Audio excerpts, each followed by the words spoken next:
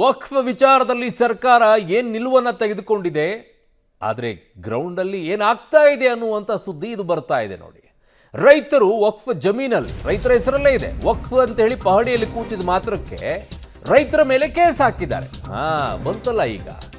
ರೈತರು ಉಳುಮೆ ಮಾಡ್ತಾ ಇದ್ದ ಟ್ರ್ಯಾಕ್ಟರ್ನ ಈಗ ಪೊಲೀಸರು ವಶಕ್ಕೆ ಪಡೆದಿದ್ದಾರೆ. ಜಮೀರ್ ಅವರೇ, ಹಲ್ಲು ಕಡ್ಕೊಂಡು ಹೇಳ್ತಾ ಇದ್ರಲ್ಲ, ಅದು ಎಲ್ಲಿ? ಇದು ನಮ್ಮ ಜಾಗ ಅಂತ ಬೋರ್ಡ್ ಹಾಕಿತ್ತು ವಕ್ಫ್ ಬೋರ್ಡು. ಈ ಜಮೀನು ನಮ್ಮದು ಅಂತ ಉಳುಮೆಗೆ ಮುಂದಾಗಿದ್ರು ರೈತರು. ಕೇಸ್ ಬೇರೆ ಹಾಕಿಸ್ತಾ ಇದ್ದಾರೆ. ಅತಿಕ್ರಮ ಪ್ರವೇಶ ಆರೋಪದಡಿ 10ಕ್ಕೂ ಹೆಚ್ಚು ರೈತರ ಮೇಲೆ ಕೇಸನ್ನ ಹಾಕಿಸಿದ್ದಾರೆ. ಉಳುಮೆಗೆ ತಂದಿದ್ದ ಟ್ರ್ಯಾಕ್ಟರ್ನ ಕೂಡ ಈಗ ಪೊಲೀಸರು ವಶಕ್ಕೆ ಪಡೆದಿದ್ದಾರೆ. ಚಿಕ್ಕಬಳ್ಳಾಪುರದ ಚಿಂತಾಮಣಿ ಪೊಲೀಸ್ ಠಾಣೆಯಲ್ಲಿ ಕೇಸು ದಾಖಲಾಗಿದೆ. ಈಗ ವಕ್ಫ್ ಜಮೀನಿನಲ್ಲಿ ಉಳುಮೆ ಮಾಡಿದ್ದಕ್ಕೋಸ್ಕರ ಕೇಸು ಹಾಕಿದ್ದಾರೆ. ಟ್ರ್ಯಾಕ್ಟರ್ ಅನ್ನು ಕೂಡ ಈಗ ವಶಕ್ಕೆ ತೆಗೆದುಕೊಂಡಿದ್ದಾರೆ. ಇದು ಸರ್ಕಾರ ಎಲ್ಲರನ್ನು ಸಮಾನವಾಗಿ ಕಾಣ್ತಾ ಇರುವಂತಹ ರೀತಿ ನೋಡಿ.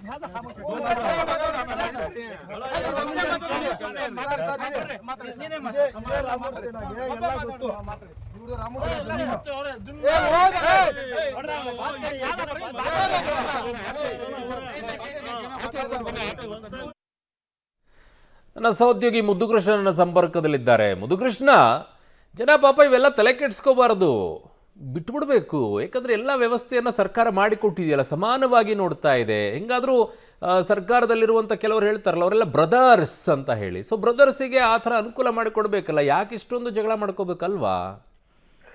ಖಂಡಿತ ಅರುಣ್, ಇದು ಘಟನೆ ನಡೆದಿರುವಂತದ್ದು ಚಿಕ್ಕಬಳ್ಳಾಪುರ ಜಿಲ್ಲೆಯ ಚಿಂತಾಮಣಿ ತಾಲೂಕಿನ ತಿಮ್ಮಸಂದ್ರ ಅಂತ ಗ್ರಾಮದಲ್ಲಿ. ಈ ಗ್ರಾಮದಲ್ಲಿ ಸರ್ವೆ ನಂಬರ್ 13/1ರಲ್ಲಿ 2 ಎಕರೆ 21 ಗುಂಟೆ ಇದೆ. ಮತ್ತೆ 13/3ರಲ್ಲಿ 20 ಗುಂಟೆ, ಮತ್ತೆ ಸರ್ವೆ ನಂಬರ್ 20ರಲ್ಲಿ 1 ಎಕರೆ 36 ಗುಂಟೆ ಜಮೀನಿದೆ. ಈ ಒಂದು ಜಮೀನುಗಳಲ್ಲಿ 10ಕ್ಕೂ ಹೆಚ್ಚು ರೈತರು ತಮ್ಮ ತಾತ ಮುತ್ತಾತನ ಕಾಲದಿಂದಲೂ ಉಳುಮೆ ಮಾಡ್ಕೊಂಡು ಬರ್ತಿದೀವಿ ಅನ್ನುವಂತ ಮಾಹಿತಿಯನ್ನ ರೈತರು ಹೇಳ್ತಾ ಇರುವಂತದ್ದು. ಆದ್ರೆ ಈ ಒಂದು ಆಸ್ತಿಗಳನ್ನ ಏಕಾಏಕಿ 2018 ಮತ್ತೆ 19ರಲ್ಲಿ ವಕ್ಫ್ ಆಸ್ತಿಯಾಗಿ ಬದಲಾವಣೆ ಮಾಡಲಾಗಿದೆ. ಅಂದ್ರೆ ಪಹಣಿಯನ್ನ ಬದಲಾವಣೆ ಮಾಡಲಾಗಿದೆ. ರೈತರ ಆಸ್ತಿ ಅಂತ ಇದ್ದದ್ದು ಪಹಣಿಯಾಗಿ ಮಾರ್ಪಾಟಾಗಿದೆ, ವಕ್ಫ್ ಆಸ್ತಿಯಾಗಿದೆ. ಹಾಗಾಗಿ ಅಂದಿನಿಂದಲೂ ಕೂಡ ಈ ರೈತರು ಈ ಒಂದು ಜಮೀನುಗಳಿಗಾಗಿ ಹೋರಾಟ ಮಾಡ್ಕೊಂಡು ಬರ್ತಾ ಇದ್ರೆ, ಆದ್ರೆ ಈ ಒಂದು ಜಮೀನೇನು ವಕ್ಫ್ ಆಸ್ತಿ, ಅದು ಕೂಡ ಚಿಂತಾಮಣಿ ಜಾಮಿಯಾ ಮಸೀದಿ ಟ್ರಸ್ಟ್ ಅಂತೇಳಿ ಅವರ ಹೆಸರಿಗೆ ಆಗಿದೆ. ಹಾಗಾಗಿ ಅವರು ಹದ್ದುಬಸ್ತನ್ನ ಗುರುತಿಸಿಕೊಂಡು ಅವರು ಅದಕ್ಕೆ ಕಾಂಪೌಂಡ್ ಅನ್ನ ಹಾಕೊಂಡಿದ್ದಾರೆ.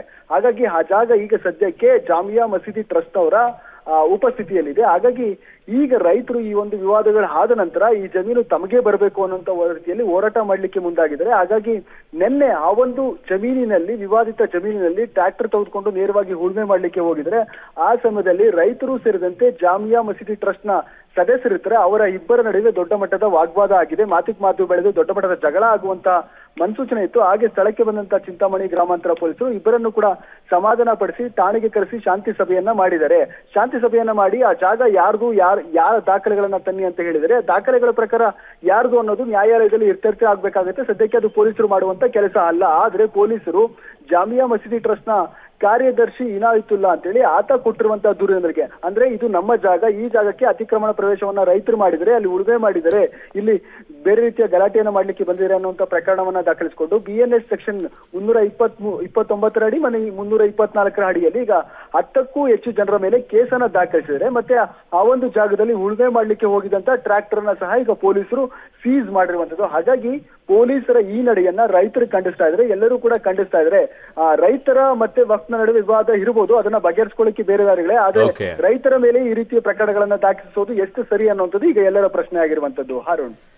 ಓಕೆ ಮುದ್ದುಕೃಷ್ಣ, ನಿಮ್ಮೆಲ್ಲ ಮಾಹಿತಿಗೆ ಧನ್ಯವಾದಗಳು. ಪ್ರಶ್ನೆ ಮಾಡ್ತಾನೆ ಕೂತ್ಕೊಳ್ಳಿ, ತಲೆ ಕೆಡಿಸ್ಕೊಳಕ್ ಹೋಗ್ಬೇಡಿ. ಎಲ್ಲರೂ ಪ್ರಶ್ನೆ ಮಾಡ್ತಾ ಇರಿ, ಎಲ್ಲರೂ ಆಕ್ರೋಶವನ್ನು ವ್ಯಕ್ತಪಡಿಸ್ತಾ ಇರಿ. ಅಲ್ಲಿಗೆ ಅಷ್ಟಕ್ಕೆ ಸೀಮಿತವಾಗುತ್ತೆ. ಅದೇನೇನು ತಗೊಳ್ಬೇಕು ಅವರೆಲ್ಲ ತಗೊಳ್ತಾರೆ.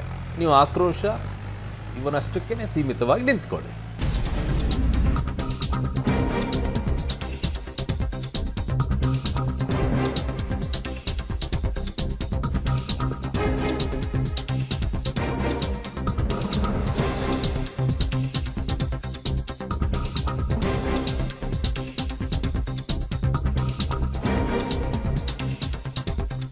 ಇದು ರೈತ ವಿರೋಧಿ ಸರ್ಕಾರ ಅಂತ ಈಗ ಬಿಜೆಪಿ ಕಿಡಿಕಾರಿದೆ. ಈ ಸರ್ಕಾರದ ವಿಚಾರದಲ್ಲಿ ರೈತರ ಜಮೀನುಗಳು ವಕ್ಫ್ ಜಮೀನು ಅಂತ ಹೇಳಿ ಪಹಣಿಯಲ್ಲೆಲ್ಲ ಕೂಡಿಸಿದ್ರು. ಆಮೇಲೆ ಅದಕ್ಕೆ ನಿರ್ಧಾರ ಮಾಡಿ ಮೀಟಿಂಗ್ ಅನ್ನ ಮಾಡಿ ಅವ್ರನ್ನೆಲ್ಲ ಕರೆದು ಅವ್ರನ್ನೆಲ್ಲ ವಿಶ್ವಾಸಕ್ಕೆ ತೆಗೆದುಕೊಂಡು ಅದಾದ ನಂತರ ಪಹಣಿಯಲ್ಲಿರುವಂತ ವಕ್ಫ್ ಅನ್ನೋದನ್ನ ತೆಗೆದುಹಾಕ್ತೀವಿ ಅಂತ ಬಂದ್ರು. ರೈತರ ಜಮೀನುಗಳನ್ನ ನಾವೆಲ್ಲ ವಶಕ್ಕೆ ಪಡ್ಕೊಳ್ಳಲ್ಲ ಅಂದ್ರು. ಆದ್ರೆ ಈಗ ಅದೇ ಜಾಗದಲ್ಲಿ ಅವ್ರು ಉಳುಮೆ ಮಾಡಕ್ ಹೊರಟ್ರೆ ಅಲ್ಲಿ ಕೇಸ್ ಹಾಕ್ತಾರೆ, ಆ ಟ್ರ್ಯಾಕ್ಟರ್ನ ವಶಕ್ಕೆ ತೆಗೆದುಕೊಳ್ಳುತ್ತಾರೆ, ಜಪ್ತಿ ಮಾಡಿಕೊಳ್ಳುತ್ತಾರೆ. ಇದು ಯಾವ ರೀತಿಯಾದಂಥ ನ್ಯಾಯ?